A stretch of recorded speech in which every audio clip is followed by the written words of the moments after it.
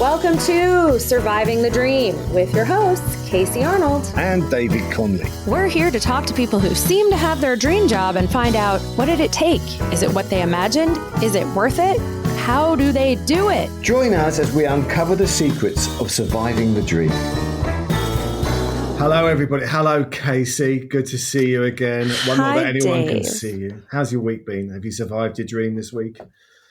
Yeah, it's going all right. Some writing is getting done. It's a little too much screen time and the daylight is calling to me, but I think my week's been a little better than your week. How's your week going? My week has been a little bit topsy-turvy, shall we say, because I had to do stand-up in a winery. And it's a shame that people can't see me right now because I think I've got a halo above my head. Because do you know how many glasses of wine I had in this winery? All weekend, a whole weekend. 2. That is pretty angelic, right? But that's because I was performing as well, and I had to do some stand-up while I was there. So because you take your job so seriously. I take my job everywhere I go. But what was difficult, and this is, I lost a colleague on the same time, and this is what we have to go through. And I've got to give her a call out. Zora de Horta was just an amazing human being. Love working with her, great friend, great mentor. And she died, she lost a battle with cancer like 2 days after her birthday. I found out and I went, I'm so sorry. Are you ready to go and tell some jokes? The show must go on. Your feelings don't matter. And it's awful, but I think it kind of sums up our profession sometimes because I've been on many a night you've had to go, oh, God, I feel like shit. Oh, God. But don't you find that it also gives you kind of like a safe space to be that like, you're like, let me go ahead and table that terrible feeling for a minute while I'm here in this very moment, which is hopefully a little less terrible. I think you're right. I think I personally... And this is, I think I've said this before, I hate the idea of going to a gig. All the way there, I'm going, why am I doing this? This is just, what are you doing with your life? Right up until the moment that I'm actually walking to the stage. My focus is there. I'm in the zone. There could be an earthquake and it's okay. I'm going to get through these few minutes of telling jokes. I'm in control. Flow space is like the thing I feel like we're always aiming for, right? Yeah, like if you have a dream that you've reached... maybe not even the pinnacle of, but like those moments that you're like, oh my God, I'm in the zone. This is it. This is the thing. That's what we're trying to hold on to all the time. Well, I'm going to bring on our guest who actually, and he can talk about being in the zone. I bet he gets that. Yeah. Yeah, he's not a comedian. Although he's a very funny man. We've had some very funny conversations. We'll be the judge of that.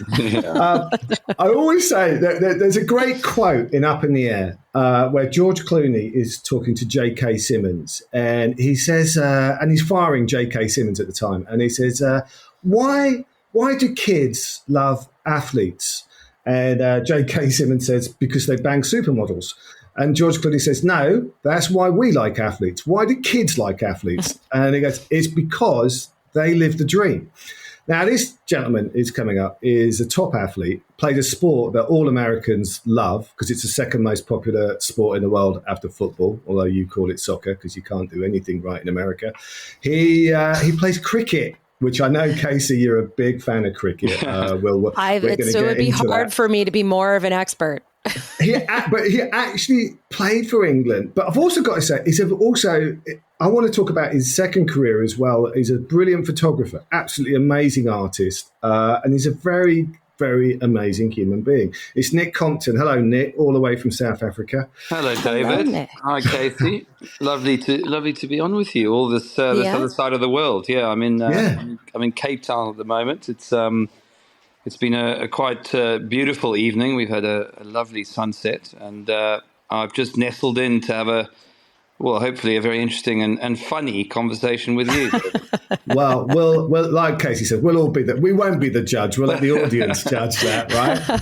We'll put our performer hats on. I want to say, I admittedly know pretty much nothing about cricket, and I want to say, in my Googling about you, I find it impressive that for an athlete, no diss to athletes, you seem like very multifaceted in the many things that you do. So I feel like even asking you about a dream is going to be like a 5-handed conversation about all of your many pursuits.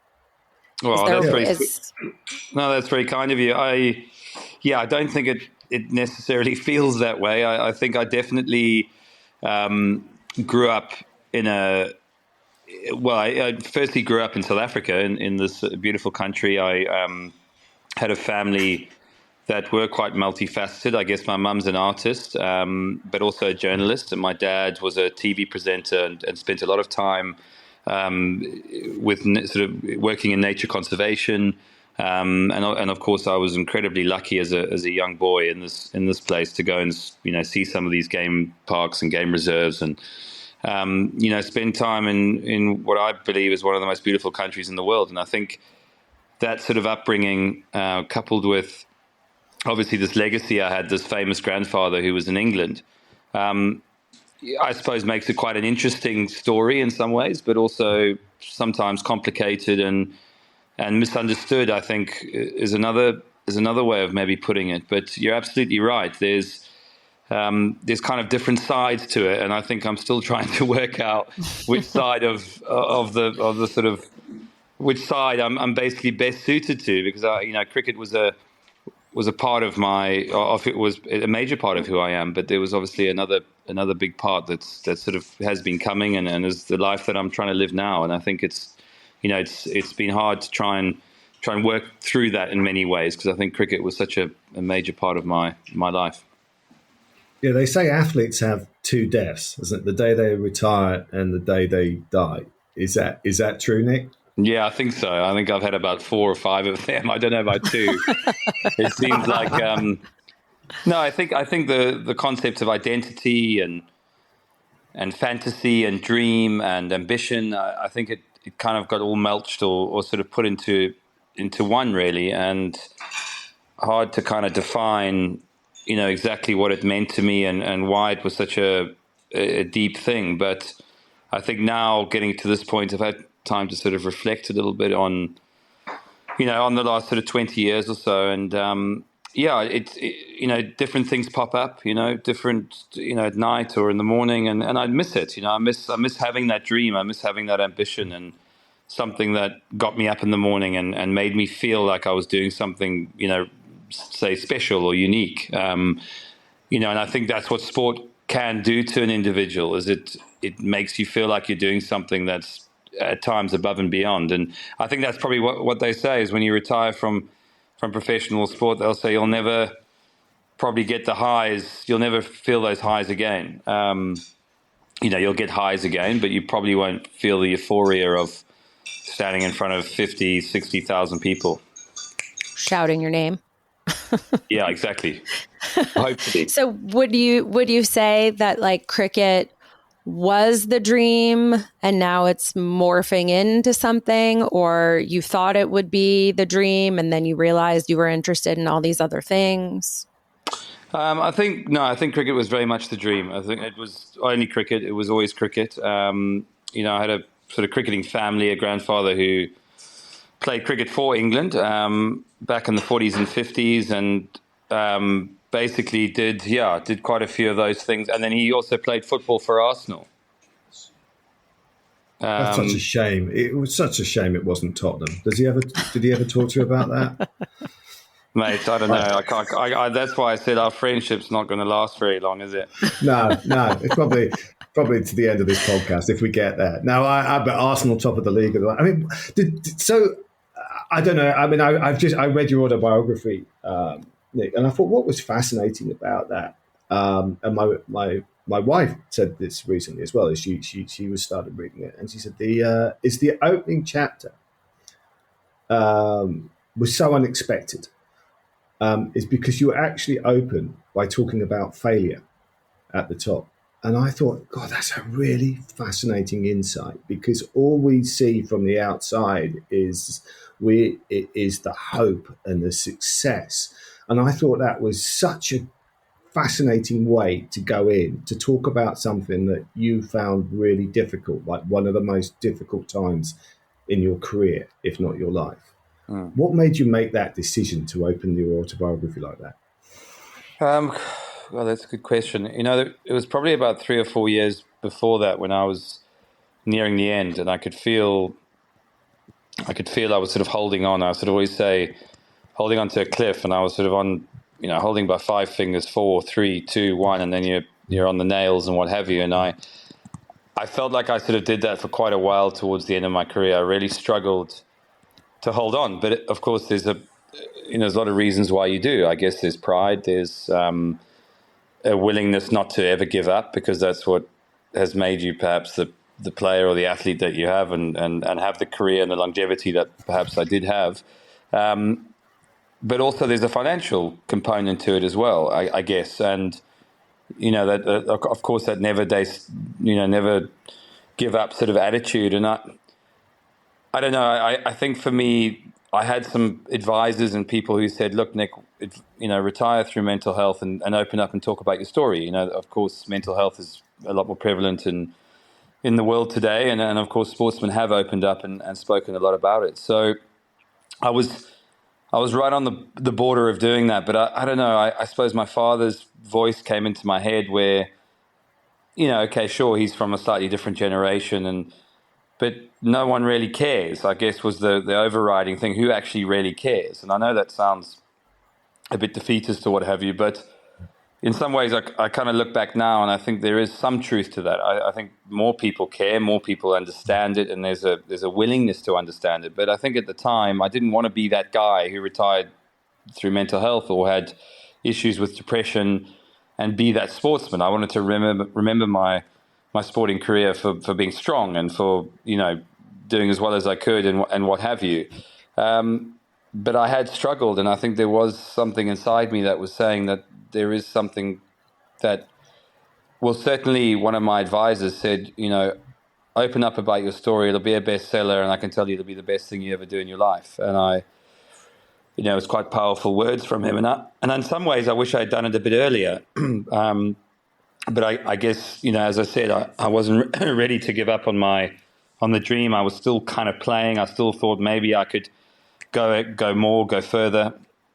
And then I guess 2 or 3 years has gone on or have gone on. And yeah, I think it was the right time in many ways. I think maybe I had time to sort of get a little bit of perspective. I'd done a lot of this photography now. I'd traveled quite a lot. I'd, worked out or realized that I was in the midst of this transition that so many talk about, from a sporting life to what's next. And yeah, I felt like it had been a major part of my story. So through slight encouragement and also wanting to maybe open up and be honest, I think that's kind of who I am. I've always been quite honest. And I think for some, the book can be people say quite a therapeutic thing to do. I think for me, it wasn't that therapeutic because I'd spoken that truth to some and probably to myself for a long time. So it was just nice to get out there and actually have the ghostwriter, Rob, who I worked with, hear it and then see his response in many ways to what I was saying. I love that. I think it's, we're both excited about it. We're just so excited because I actually think, Casey, I think you'll love this book because I think it's beyond sport. I actually think it's a guy, which happens to be Nick, talking about his truth and what he goes through as a human being and what from the outside looks like is like the dream job. And it's like what he's really going through and what's going on beyond that. I think it's great. But Casey, go in with what you were I just was going to say, first of all, yay, good for you. I think it's super brave to put everything out there and do that. And I love the idea of like humanizing, especially I feel like athletes are so idolized as like superhuman beings, and to be like, actually, I'm just a person. I put in a lot of work. I have some talent and these things have happened, but I'm also just a person like you with struggles and, now I'm putting words in your mouth because I haven't had a chance to read the book yet, but like, no, you can see me as a human and treat me as a human, and life, you can have all these accolades and success, and life can still be challenging in other ways. I feel like we're all so very similar in those ways, and people don't often open up about it, and then it just adds to the stigma. My dad had mental health problems, so I'm a nerd about all that stuff. So I commend you extra for being in the spotlight and still being so open. And I grew up in a mental hospital because my dad worked in one. My dad needed to be in one, and that's how we balance each other out. but Nick and I, over the years, have had discussions about how the similarities of our jobs in a way. I mean, we're talking about the focus. I mean, like, when you go out to bat and you've got to face, I don't know, somebody who's bowling at 90 miles an hour. I mean, it's not quite the same as going up on the Comedy Store and thinking, "Oh, I hope no one heckles me." I think it's a little bit more dangerous than at the Comedy Store. But no, I'm joking. What is going through your mind? Do you have to clear your mind? You gave away a little bit in the book about you having to get the shit out of your head, going, "All right, I've got focus." I mean, it's a very dangerous situation to be in, isn't it? Really. I guess when you look at it, it is quite dangerous. But I suppose when you've played a sport for that long, you don't really see it as doing something dangerous. I think I just remember being a young boy, and I think it was drummed into me facing. I mean, I suppose in American terminology, you're facing a pitcher who can sort of throw the ball at 90. I mean, I know pitchers can get up to 100 mile an hour. So, when a bowler in cricket gets up to sort of 90, 95 mile an hour, it is scary. I mean, of course, the whole adrenaline comes into it. And but I kind of grew up on that narrative. I grew up on hearing about some of the greats of the game, going out to war as such and taking on these fearsome bowlers, and how you never back down and you never show pain. And if you get hit, you don't wince. You don't ever show the bowler any weakness, or the pitcher for that matter. And I think maybe growing up in South Africa, there's quite a very strong sporting culture, a very rich sort of sporting culture that's based around being a strong man and being tough. And it's a huge rugby culture here, as you might know. And cricket's obviously a big part of that as well. So rugby and cricket are the mainstay. And I think just growing up on the kind of conditions here where there were a lot of traditional fast bowlers and the ball would be flying around your head. And that was what it meant for me to I suppose, going a slight step further, be a man or to grow up or to make it at my sport. It was how could you face those fast bowlers? So, of course, the sport is a lot more than that. But for me, that's what it actually meant. So I challenged myself, or I prided myself on facing those fast bowlers. That's what I thought my USP was. That's what I did pretty well.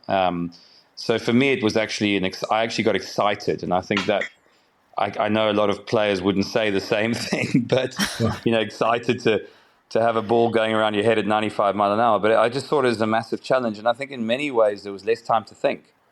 Part of my issues was facing guys who were pitching at a slower pace or bowling at a slower pace. You had more time to think about your movements, about the mistakes you could make. When it was coming that quick, it was just completely instinctive.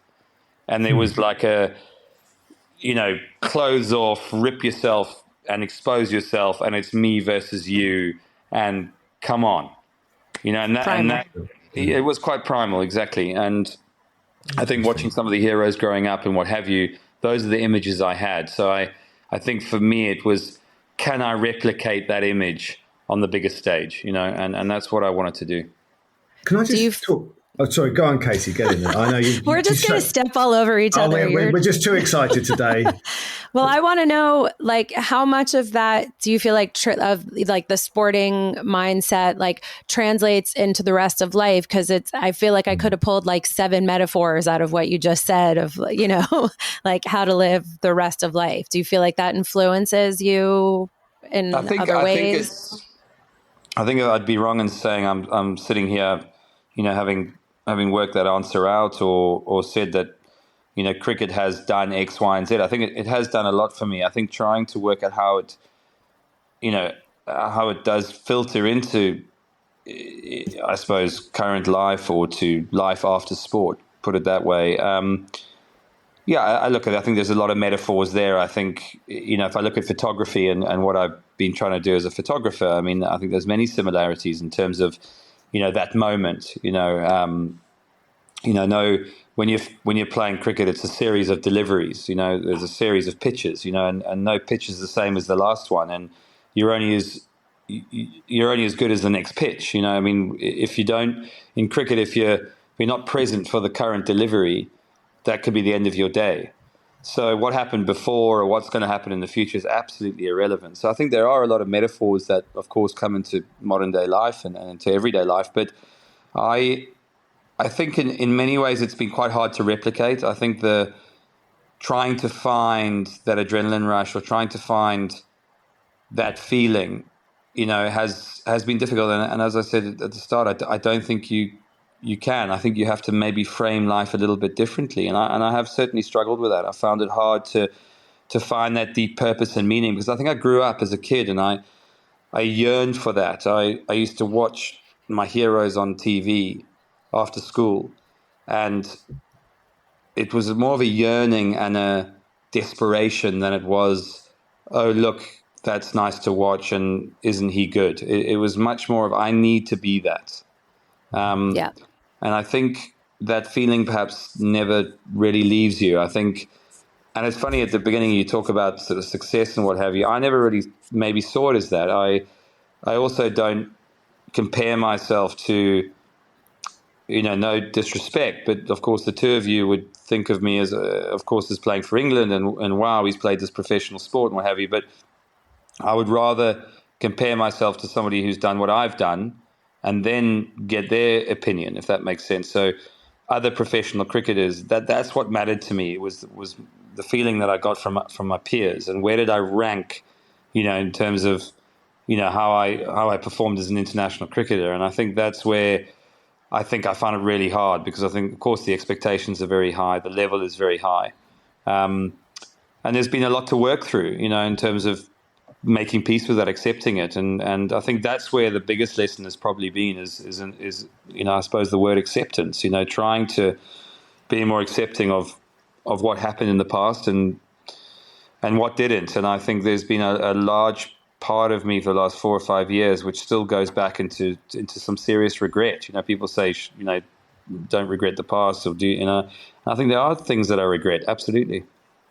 I think that's really interesting what you've just said as well, that you're looking at your peers. I don't think that's dissimilar to what Casey and I go through, because, I mean, I've always been told when you go into a gig, and I tell myself this because someone told me really early in my career, don't worry, you're funnier than everybody else in the room. It's really probably going to be, but it's the other comedians. Right, because you want the respect of your peers, the people you consider your level playing field. You want to know that you belong among the people who you respect. Absolutely. You want to get back to the green room and like a top comedian going, hey, that was a good set. And actually, here's where I think you could improve, and I'll take it, rather than just like, I mean, I say good set to everybody, and I think most people do, even though it wasn't. So it's when someone actually engages with you. I remember John Cleese telling me, you're funny. And I thought, that's it, I'm done. I can actually probably retire now. I wanted to ask you about this thing about, I'm going to reference another podcast here, because I was listening to Peter Crouch, and he was saying that when he said, he was talking about the difference between perception and what's really going through your mind. As he was on the coach making his England debut at home, and he said he had David Beckham on one side of him and Frank Lampard behind him. These are two, so Casey, two of like greatest soccer players who ever played for England, and he's in the team with them.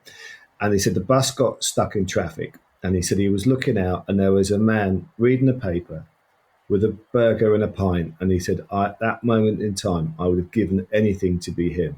I just did not want to be on that bus. And it's completely unexpected. But I relate to that, because when I'm driving to a gig, I'm often stuck in traffic and I'm looking around going, those lucky bastards, they're all having a beer and a taco, and I've got to go on stage. And yet, it's a dream job. I'm getting on stage in front of hundreds of people, and people go, oh, that's amazing. I want to tag on to that to add, because I feel like it relates to what Nick was saying before too. Yeah.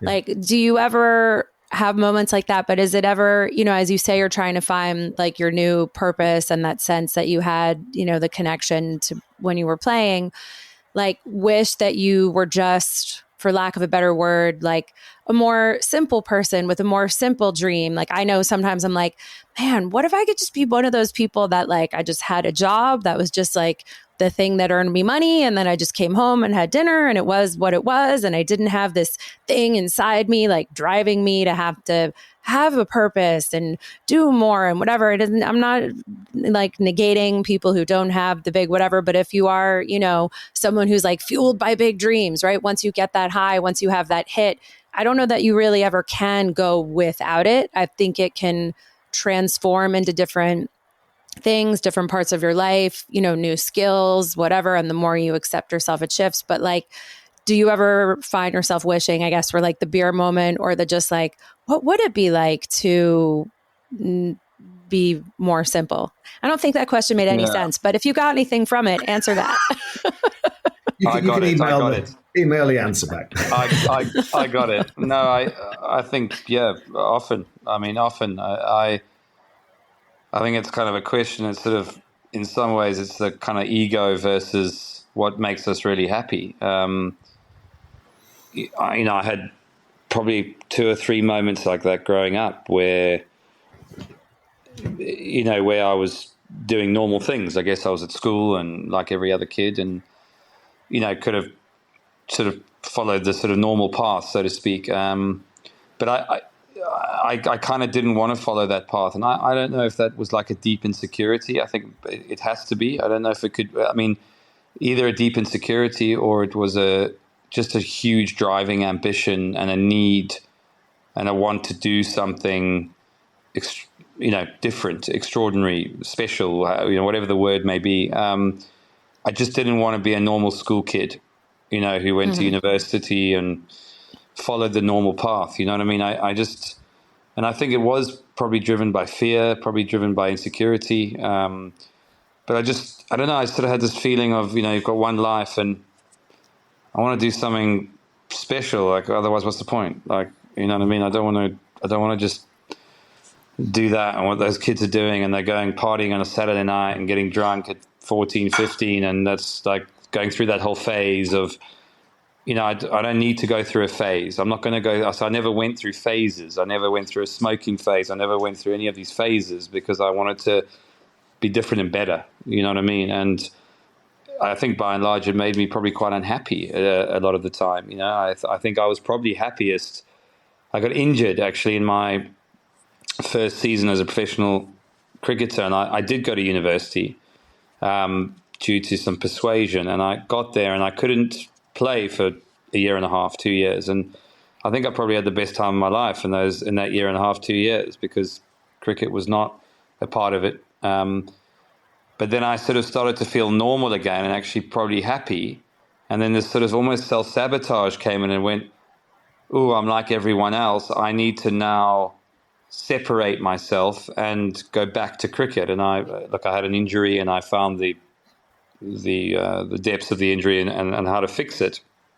But actually, that was probably the hardest time of my life. I went back to South Africa. I left university. All my mates who were, I felt a part of, society in a way. I felt a part of something. And yeah, it kind of, for me, it was really difficult. But then I went back to, I had this operation and suddenly I sort of was alone and I felt completely separated from that world. And I don't know, I guess it was like, the only driving force was the dream.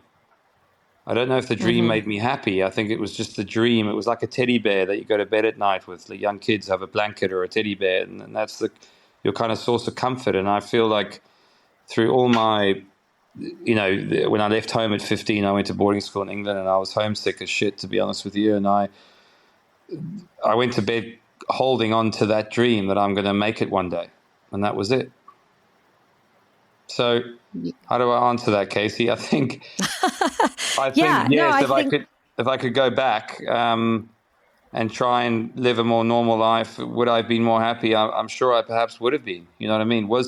I suppose the more prevalent question was my emotional makeup made out for the path that I chose?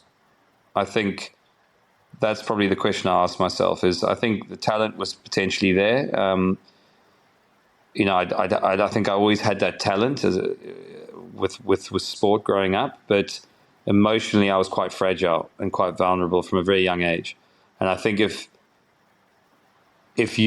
people knew me emotionally and didn't know that I played sport, and you said to them, what will Nick be when he's older?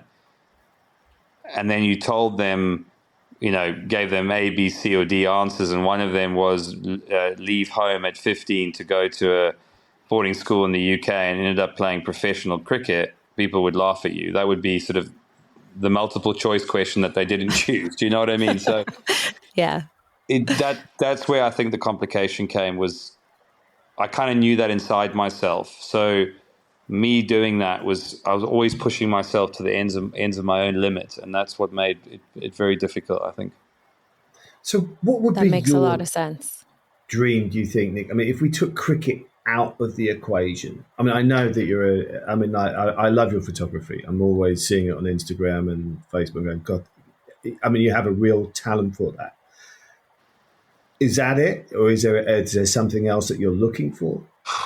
I don't know. I think photography sort of found me a little bit. I think in many ways, I mean, obviously, as I said, growing up, Dad did quite a lot of it, and I think that it's probably made it more obvious what my values are. I think we go and I've spent times with life coaches and mentors, and I suppose the word values comes up a lot, and people hear it a lot. But what are my actual values? And I think my value was actually even deeper than achieving on the sports field. It was travel and opportunity and experience. And if I look at where I am in my life today, I think I've always jumped at any opportunity or experience, and in many ways it has left me short, because I think it's very momentary. There isn't a lot of planning behind it, and there isn't a lot of thought about, what do I want for my life? I think, if someone says, hey, do you want to come to Antarctic tomorrow to photograph the penguins, and it is a week, I mean, I'll go. It doesn't, but the consequences of that decision may mean I lose my job, or, the girlfriend I'm dating might dump me because I've been away too much this year. But like, that would always be my focus, you know what I mean? And playing cricket, I realize now the opportunity of playing international cricket actually just fed those values of traveling, of experiencing new cultures, meeting new people. And I always took my cameras on those trips, because it was a way to document and make sure that I, realize that playing for England in India, wow, like this, this could never, this might never happen again. So I've got to, make the most of this moment. And I think photography has been a major part of that. And I think if we want to get metaphorical about it, I suppose you start looking at being quite mindful. I suppose, I found photography quite a good healing modality in many ways. I know a lot of people talk about creativity and art, and, in terms of helping your mental health. And I think for me, being able to escape that changing room environment, the pressures of my technique and my game not working, and my injuries and the pain and the rehabilitation. And I think by the end of it, if my game wasn't working, I could just feel this depression come over me and just go, I suppose it's a bit like, if I can use an analogy, I guess it's, walking over to solve a puzzle. There's 7 different ways of solving the puzzle, and you look at it and you've been looking at the same puzzle for 20 days, and every time you go to it, you just go, oh my God, like there's just, and for me to go back to the nets and to try and work out what's wrong with my game and why it's not clicking and why I'm not playing the way I used to, and where's that Nick who was there and made it all look easy and what have you. And I think it just got harder and harder and harder. And I think that's where photography sort of took me away from that in many ways, really looking through that lens, capturing the light, seeing, and I think that comes from my mum. Maybe she's an artist. My mum's side of the family are artists, and I love art. So I don't know what it is, but could I be an art collector, an art buyer? I love the art world. I think coming to LA when I did and met you, David, and had some of the experiences I did there was just really, really fueled me, because there were so many creative people, the whole, of course, the movie industry, etc. But there was just a lot going on. And I think that's what drives me. I feel like a different person when I'm seeing art, talking to artists around it, photographing. And I think it's also that individual sense of freedom. You put me out on a mountain with a camera, there's no rules, and I've got that South African in me where, to be very honest with you, I can't stand rules. I can't stand following the crowd. You know what I mean? And it's not to try and be a rebel and go, I'm going to be a rebel.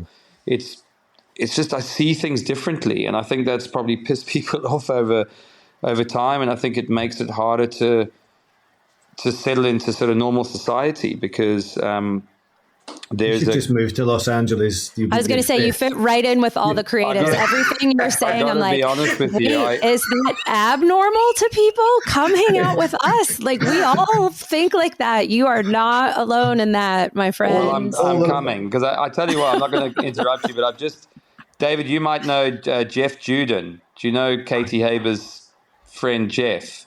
I'm not sure if I do. Okay. I saw your photographs.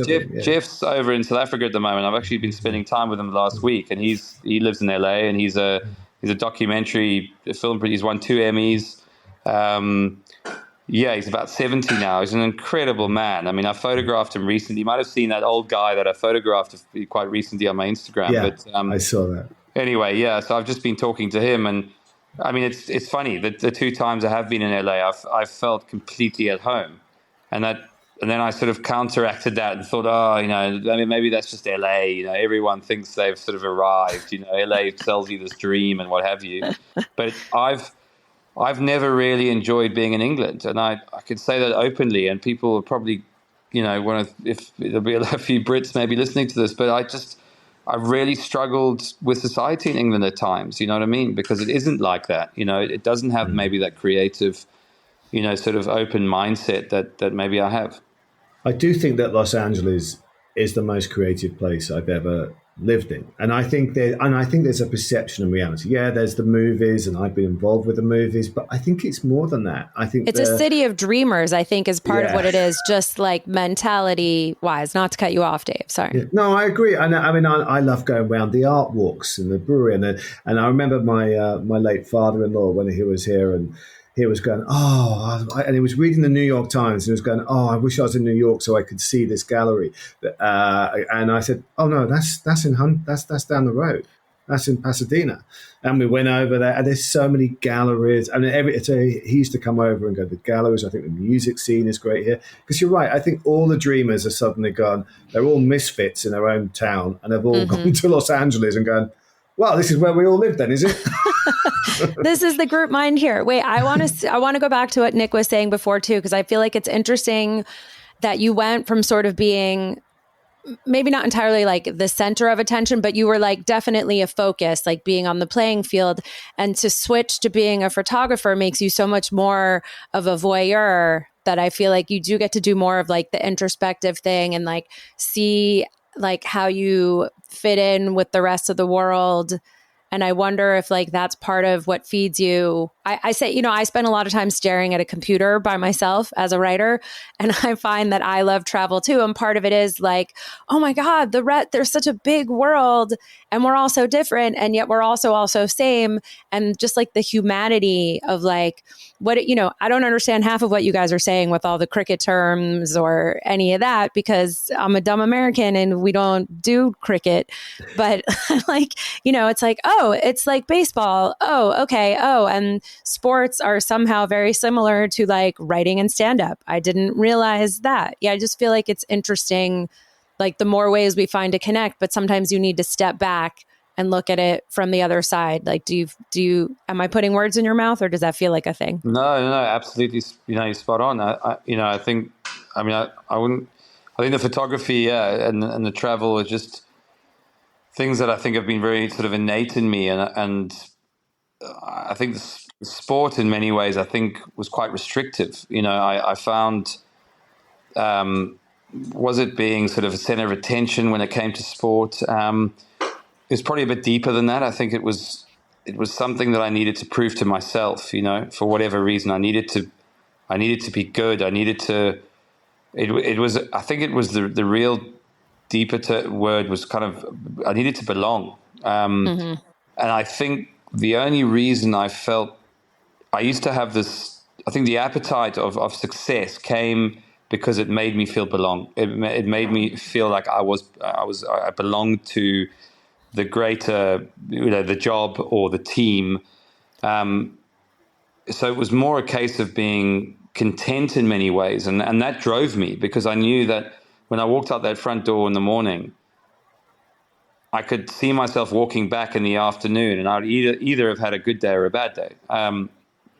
And the feeling of having not performed and coming through that door was so horrific that I just drove myself to not allowing myself to have a bad day. Like it was almost like I can't have a bad day because I don't want to come through that door and have that vulnerability, that fragility, that self-doubt, all that sort of stuff that's swirling around.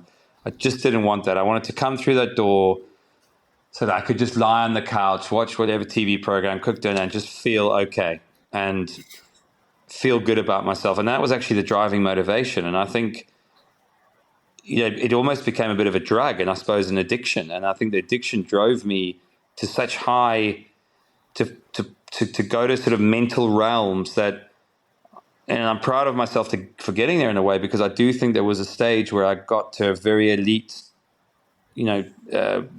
stage of performance. I know that I was thinking differently to 95% of the professionals out there, and I could feel it in myself. But I think to maintain that, obviously had a cost at some point. And yeah, in many ways, maybe the photography, the travel was just to, get me out of here and, let me just connect with as you say, I love connecting with different people, cultures, and seeing that there is a bigger world out there. And also not having, I think with the camera and with artists, there's no rules. You don't tell Picasso what to paint. You don't tell a photographer what to photo. I mean, I photo what my eye tells me to photo, and the way that I perceive that photo is what's unique about being a photographer. And I guess and you've also only got one opportunity. If you're photographing wildlife, that shot might, that opportunity to get that shot might only come once. And it's the same with sport.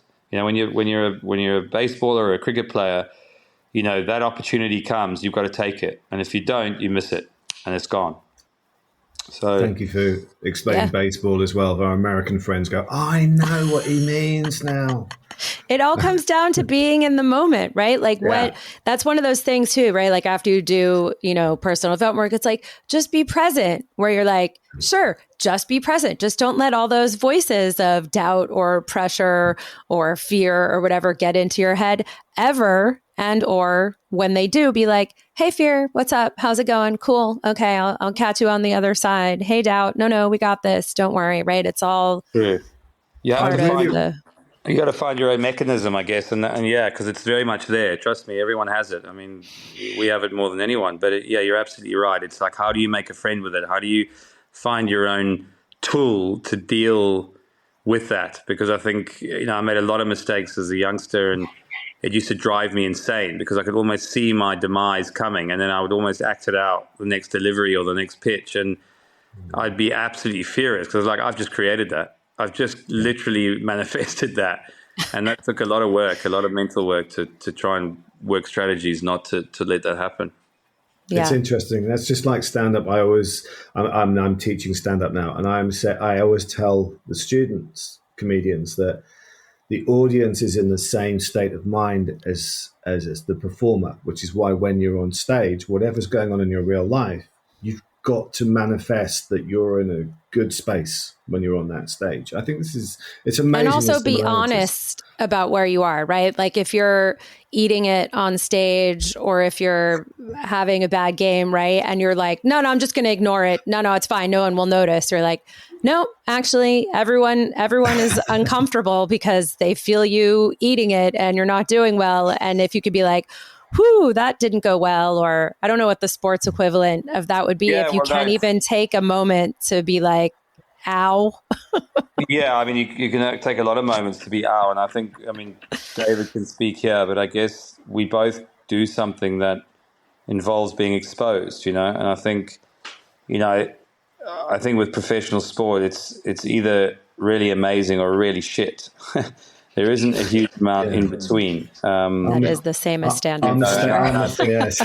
Being exposed in front of, even if it's one person, it's not a nice feeling. It really isn't a nice feeling because you're laying yourself bare, aren't you? You're opening yourself up. You're trying to show yourself your talent, and if it goes the wrong way, it can be very painful. Our mistakes at work are very public. Exactly. I'd like to just let's move on to the we have some questions that we like to ask all our guests. You've been so generous with your time. Let's start. So open. Thank you. I love it. Thank you so much, Nick. This has been amazing. We want to talk to you. Okay, I'm going to ask you this question. What is your favorite animal and why? Goodness me. We ask the hard-hitting questions, Nick. Yeah. I like a leopard, I think. The leopard I like it because they're hard to find. They're quite lone animals. I mean, they tend to sort of be very much solitary and be on their own. And there's something about them that I guess, I suppose, not that I see myself in it, but I think it's obviously it's an animal that you don't see very easily, I guess is probably the best way to put it. And when you do, it's quite a special moment. So, I would say the leopard is the animal that I probably like the most. But I would say, separate to that, I went and photographed. I mean, I've been very lucky in that I photographed some amazing wildlife. I think the bears in Alaska was probably one of the best things I ever did. The grizzly bears, that was amazing. They're an incredible animal, and the gorillas in Uganda. So there's a couple of others, but I would say the leopard. Wow, getting to see so many animals in their natural habitat, that's pretty amazing. Yeah, it was incredible. We have TV for that. I'll ask one. What inspired you this week? This week, goodness me, what inspired me this week? What inspired me this week? I got my friends in the background putting their hands up.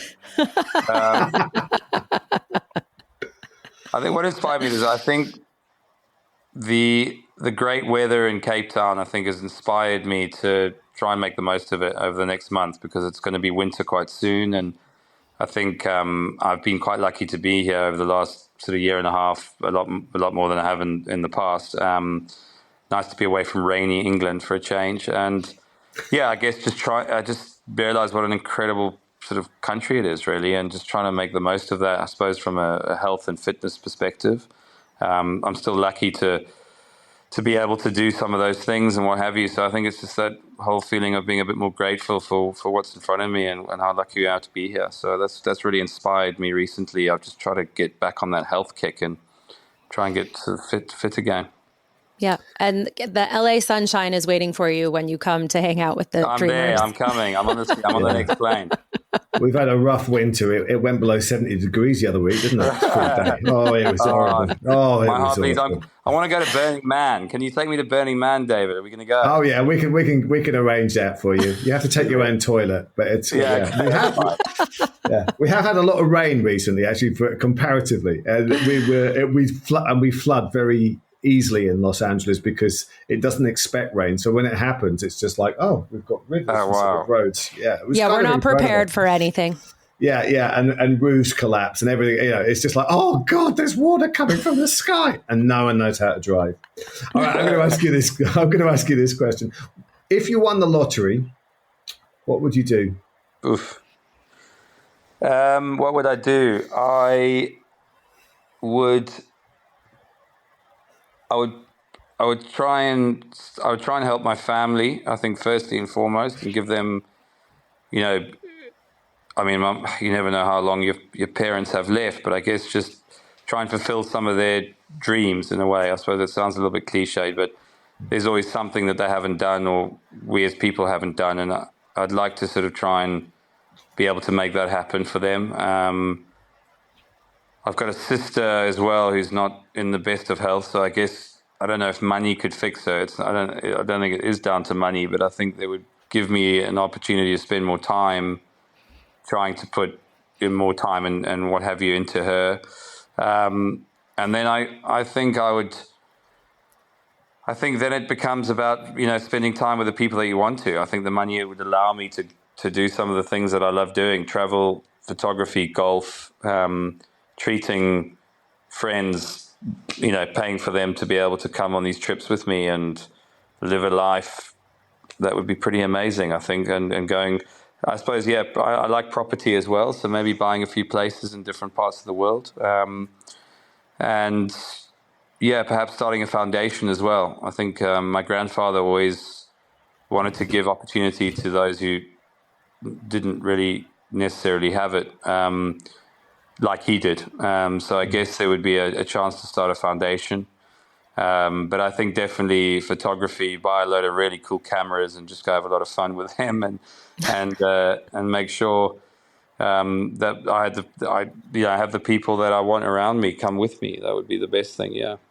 What a lovely answer. You ask a Brit and they're always going, how much? How much tax on that? Yeah.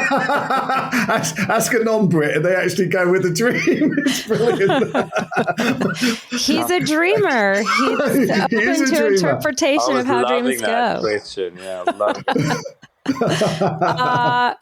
I feel like since you've written a book and you're so open here, this might not be the best question for you, but I'm curious to hear what your answer is. If we really knew you, what would we know about you?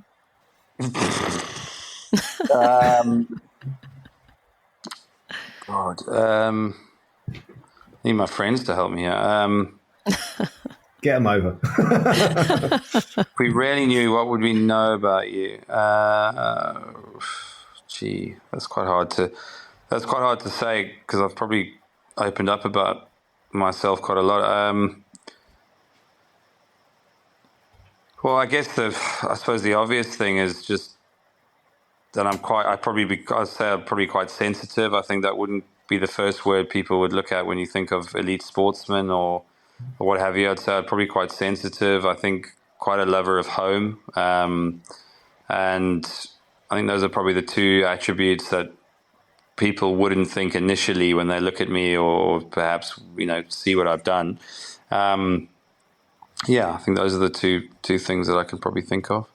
Dave, do you want to chip in there? Yeah, I think I'm going to leave you with this last question. Yeah, I mean, because I think you have been so open with us. I think you've actually answered that question earlier on, which I think is incredible how open you've been, and I think I really appreciate that. But you've got to indulge two comedy writers here, so this will be your final question. What's made you laugh this week?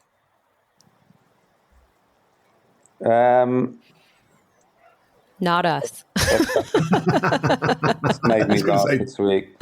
Well, we had quite a funny evening before I came on here, actually, so that was quite good. I got two friends here who were listening to some music and reminiscing about a few past sort of stories, and I think that was quite nice to share that moment. I don't think it's been a particularly funny week, if I'm going to be honest with you, but I think tonight was pretty good. It was nice to have a good laugh, and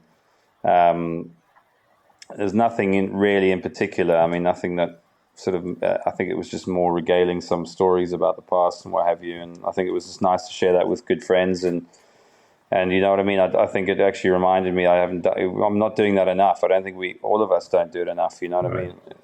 Unless you're in Dave's household where you've got obviously him to listen to all day. But even you, Dave, you're not always that funny, are you?